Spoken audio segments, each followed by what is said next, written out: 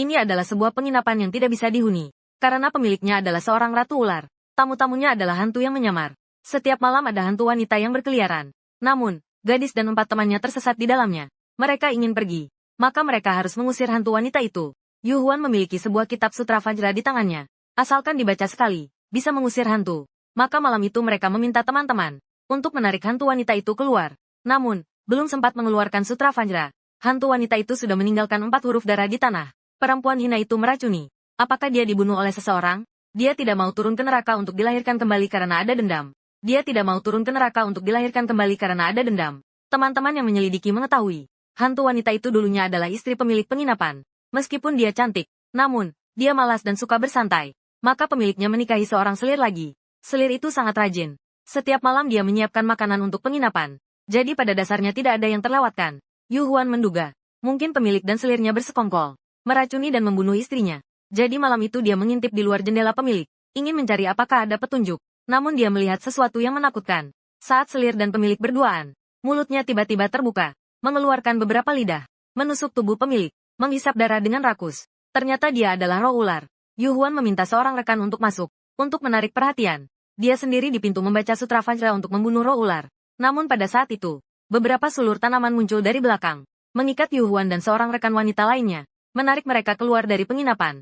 Sudah hampir melompati tembok, sebuah sosok tiba-tiba muncul di udara, berteriak, "Siapa berani mengacau di wilayahku?" Sambil berbicara, dia mengangkat tangan yang anggun, mengeluarkan 2 kain putih, menyelamatkan Yu Huan dan rekannya, kemudian membuka mulut besar yang berdarah, mengeluarkan suara geraman rendah. Dahan pohon langsung mundur ketakutan. Saat itu, Yu Huan membuka sutra Vajra lagi, bersiap untuk mengucapkan mantra.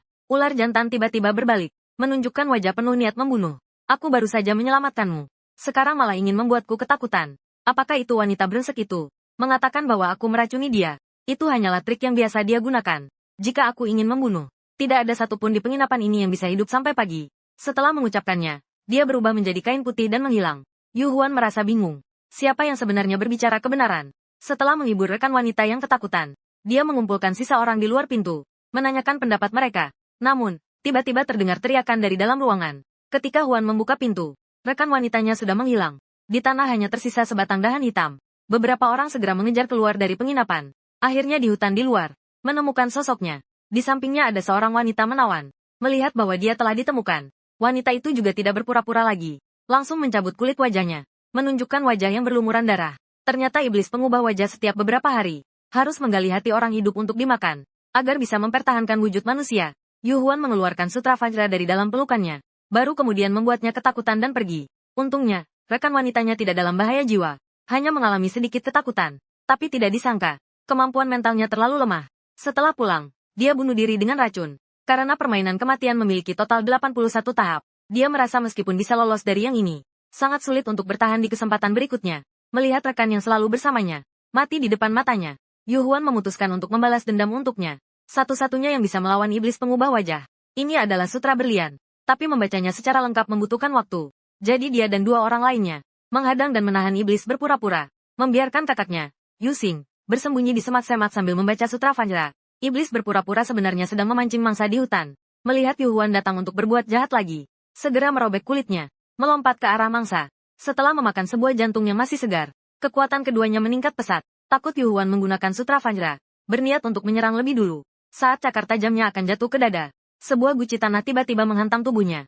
Setelah pecah, menyebarkan minyak api ke seluruh tanah. Huan segera mengeluarkan pemantik api, dilemparkan ke arah minyak api. Iblis berpura-pura seketika dikelilingi oleh api besar. Dalam suara jeritan menyedihkan, terbakar menjadi arang. Namun, belum sempat semua orang menghela napas lega, iblis berpura-pura yang terbakar itu berdiri lagi.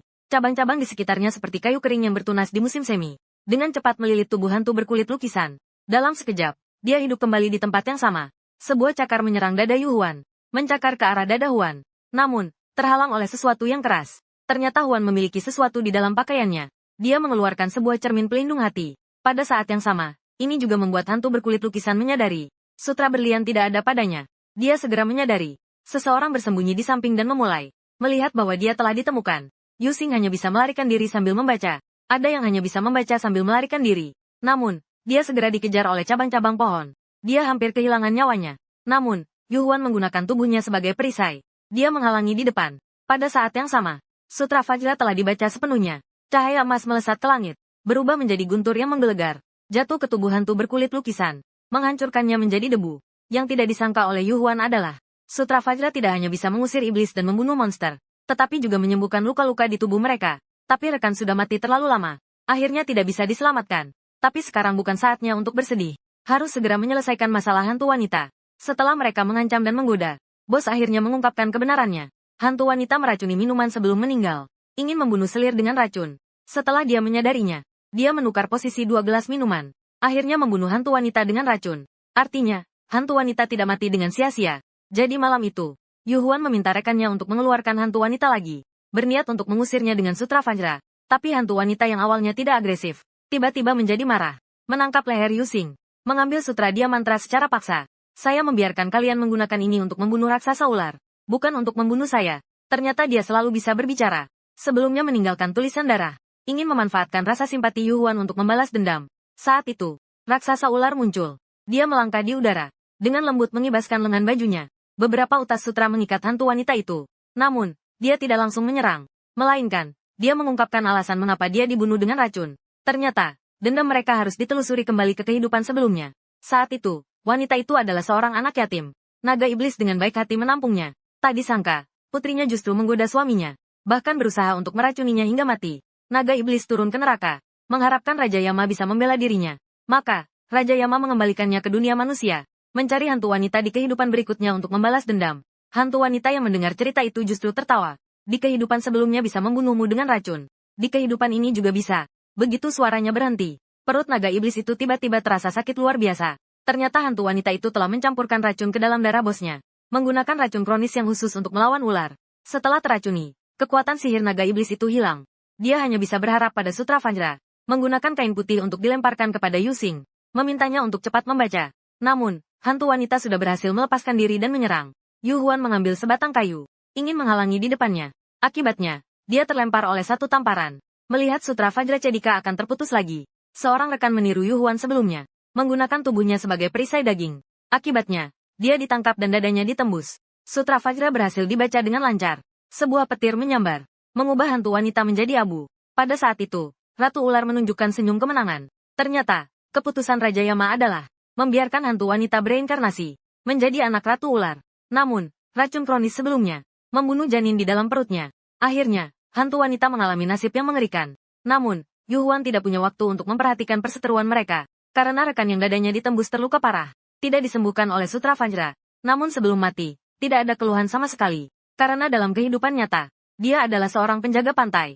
Hanya saja tidak bisa melepaskan putrinya yang kesepian. Setelah keluar dari misi hidup, Yu Huan memutuskan untuk pergi melihat rumahnya. Namun sistem tiba-tiba muncul, memberikan semua orang sebuah buku panduan aturan.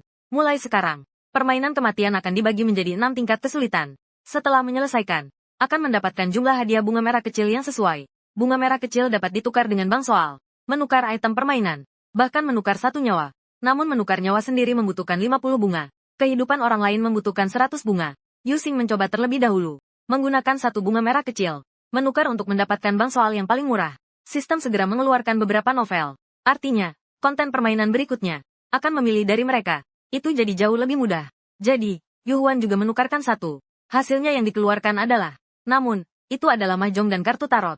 Setelah mempelajari aturan sistem, beberapa orang berangkat ke rumah penyelamat. Sepanjang perjalanan, mereka menemukan kota sudah hancur lebur. Sejak permainan kematian muncul, masyarakat manusia benar-benar runtuh. Beberapa penjahat bahkan menjadikan pembunuhan sebagai hiburan. Setelah menghindari orang-orang ini, Yu Huan mencari mobil yang tidak ada orangnya. Baru saja ingin menyalakan, sistem muncul lagi. Ternyata setelah menyelesaikan 1 permainan, akan ada 1 soal setelah pelajaran. Namun, menjawab salah tidak akan membahayakan nyawa. Hanya akan mengurangi 1 bunga kecil. Sebaliknya, akan mendapatkan 1 bunga. Namun, pertanyaannya cukup sulit. Siapa nama belakang Pine Skin Ghost? Yu Huan tidak tahu itu.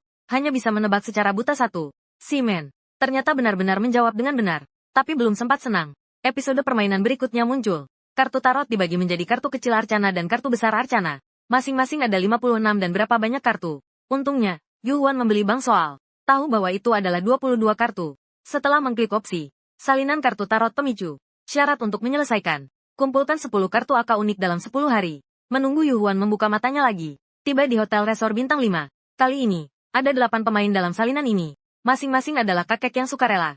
Seorang gangster dengan wajah galak, wanita dewasa yang dingin, pemuda yang penurut, pria berkualitas tinggi, dan pengawalnya. Terakhir adalah seorang anak laki-laki yang tampaknya belum genap 10 tahun. Semua orang berkumpul di koridor setelah sekelompok pelayan kembar muncul, mengarahkan mereka ke area santai di lantai 1.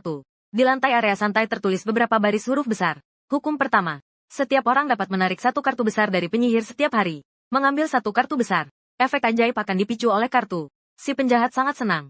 Satu kartu per hari. Dalam 10 hari, bukankah kita bisa langsung keluar? Namun, anak laki-laki itu langsung melihat. Ada masalah dengan efek ajaib di belakang. Si penjahat merasa dihina. Marah ingin memberikan kepada anak laki-laki. Sebuah petir tiba-tiba turun dari langit. Memotongnya setengah mati.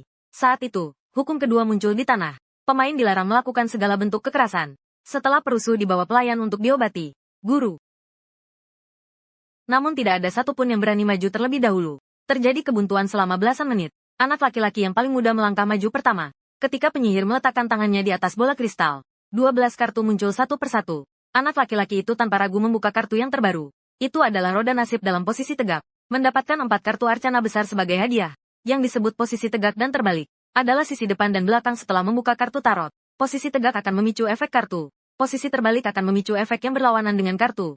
Melihat anak laki-laki itu mendapatkan 4 kartu sekaligus, semua orang bersemangat untuk mencoba.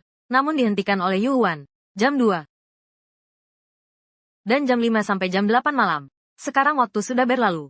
Saat semua orang bersiap untuk kembali ke hotel, tiba-tiba menemukan bahwa ada tulisan di dasar kolam renang. Hukum 3. Di bawah setiap kolam terdapat cangkang yang berisi kartu Aka Agung. Lingkaran hanya memiliki 20% kemungkinan untuk memicu efek. Namun, baris berikutnya membuat semua orang tidak berani bertindak sembarangan. Hukum 4.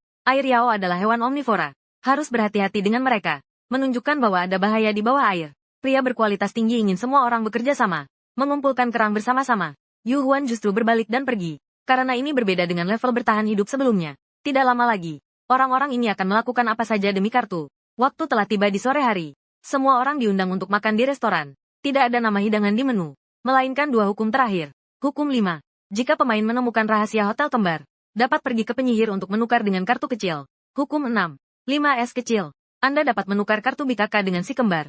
Kemudian sepasang saudara kembar perempuan muncul dengan mendorong troli makanan, memberikan kepada semua sebuah piring daging. Tampaknya sangat menggugah selera. Saat semua orang bersiap untuk mulai, Yu Huan tiba-tiba bertanya, "Ini daging apa?" Pelayan dengan senyum di wajahnya. Tentu saja daging air peri. Setelah itu, dia menunjuk ke arah kolam renang. Dalam sekejap, tak terhitung banyaknya kepala. Itu berasal dari air. Semua orang langsung pucat ketakutan. Mereka yang sudah makan tidak bisa menahan diri. Hanya Yu Huan yang masih tenang. Karena sebelumnya ada beberapa permainan yang lebih menjijikkan.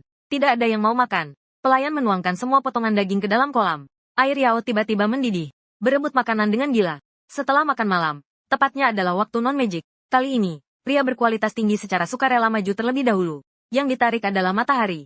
Melambangkan cahaya dan harapan.